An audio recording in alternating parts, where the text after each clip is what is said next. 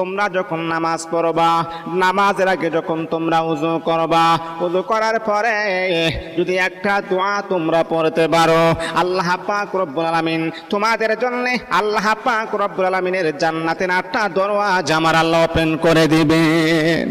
ও আমার প্রিয় বন্ধুগণ, কি এমন দোয়া যে দোয়াটা পড়লে আল্লাহ পাক রব্বুল আলামিন আমার আপনার জন্য জান্নাতের 8টা দরওয়াজা খুলে দিবেন। এক নাম্বার হলো আল্লাহর হাবিব বিশ্বনবী বলে, যখন তুমি ওযু করবা, ওযু কমপ্লিট হওয়ার পরে এই আঙ্গুলটা এইরকম ভাবে উঁচা করে তুমি পড়বা, আশহাদু আল্লা ইলাহা ইল্লাল্লাহু ওয়াহদাহু লা শারীকা লাহু ওয়া আশহাদু আন্না মুহাম্মাদান আবদুহু ওয়া রাসূলুহু। এই দোয়াটা তুমি পড়বা। নবী বলেন এই দোয়াটা পড়লে আল্লাহ পাক রব্বুল আলামিন তোমার জন্য জান্নাতের 8টা দরওয়াজা আমার আল্লাহ ওপেন করে দিবে।